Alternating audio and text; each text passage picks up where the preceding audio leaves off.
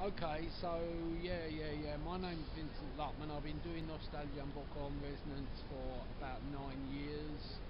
I was a guitarist originally, playing lots of different forms of music, and I found Congolese music particularly interesting. Really appealed to me. How's that sound?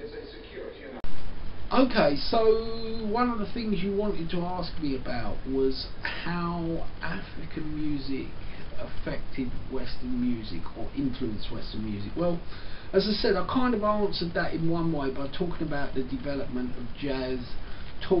Jazz, all these 6/8s, all these polyrhythms, all this sort of stuff. This is all to do with the music of Africa. African music is very, very busy. Lots and lots and lots of stuff going on. First, people who know nothing about Africa, oh, it's all drums. No, it isn't all drums, but it's all lots and lots and lots of delicate rhythms. And you've got all this stuff going on, but it ain't going bleh. It's actually like that, right? It's like a tapestry. Everything's interweaving. It's like you've got all this stuff, but it's like, imagine a crowded dance floor, but no dancer is stepping on another one's toes. That's what it's like. Every instrument, every little thing has its place. And in a way, as I say, that's the kind of thing that you find in jazz or whatever. If you look at blues, again, there's kind of lots and lots and lots of stuff has been done comparing blues and comparing how that came from, like I was saying, the music of West Africa, which in itself has its own particular kind of heavy Islamic influence and stuff.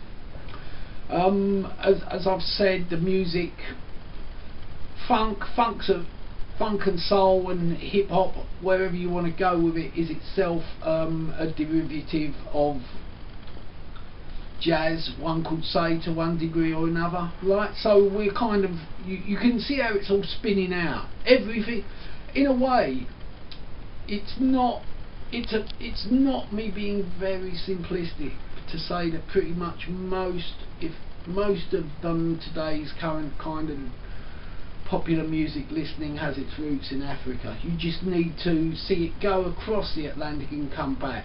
It's a kind of theory. A guy called Paul Gilroy wrote a book which I think is very tedious, but nevertheless he wrote a book called The Black Atlantic, which talks about that, which talks about the slaves going and then it coming back in a completely different order.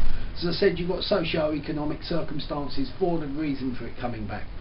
But one thing that I would like to talk about when in focusing on this question, how has the genre, so we're talking about how has African music affected Western music, I would very much like to talk about representations of African music, because every so often you get people someone will have a new CD out on a record label here, and they'll appear on Jules Holland, or they'll appear on TV and they'll say, oh, and so is from Mali and this is their new album and they've just won a gold Grammy and it's their 6th gold Grammy. Well, actually you'd be very surprised, but quite often a lot of these people are not the people that are actually listened to in Africa.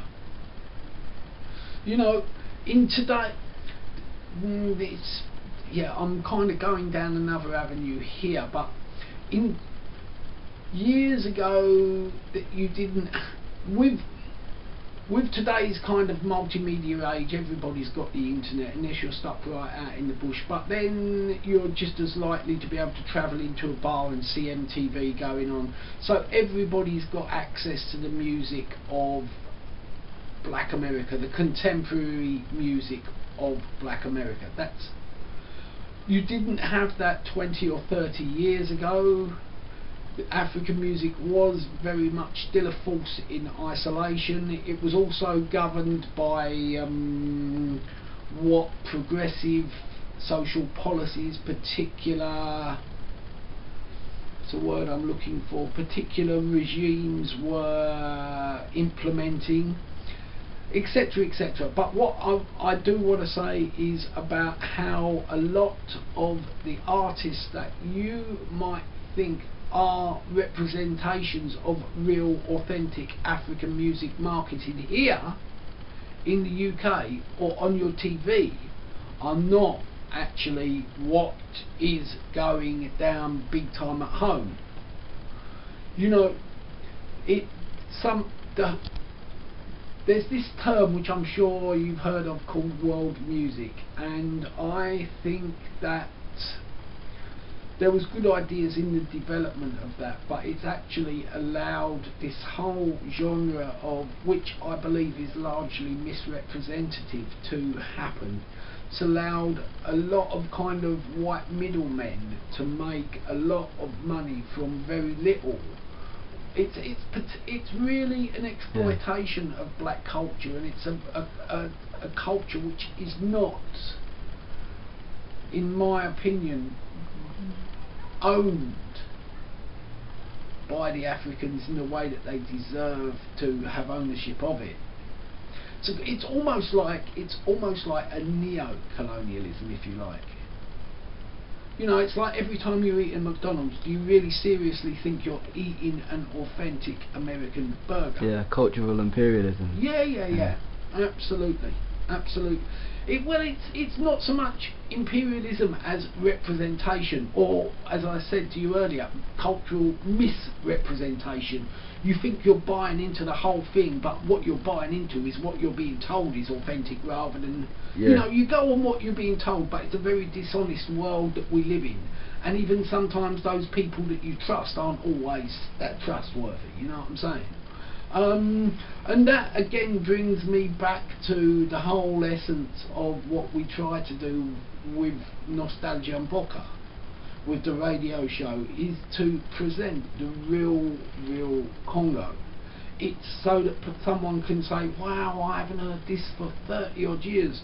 Or we had someone's mum listen to the show once who was visiting, and she told her son, who listened to the show regularly, I haven't heard this song for 30 years. The last time I heard this song, you were a little boy, you were sitting on your dad's lap, and of course dad's long dead, but you were a little boy. And that is a great thing to happen, and also to be able to explain a little bit of the background about that, and to be able to talk about and give it in a real sense rather than a misrepresentative sense. Because we're not there to sell units. I'm not making any money out of it. My mate's not making any money out of it. We just do what we do because we love the music, and I love the culture, and I'm very lucky. I'm very fortunate, because, you know, it's a very closed and insular little community in London. It isn't that little, but I use the words loosely. But it's a very closed and insular community, and I'm very lucky that those people brought me in and opened up to me, and I thank them very much for that. And all I try to do is to share a little bit of that richness. As I said to you earlier, it's also about wanting to present to the kids growing up here a little bit of their culture, their history, and for non-Africans it's about them attempting to learn. You know, at the end of the day, for whatever I'm rattling off now, if the music weren't good, don't mean nothing. But if the music's good, people will always want to know a little bit about it. Simple, full stop. I've probably said too much, but there you go.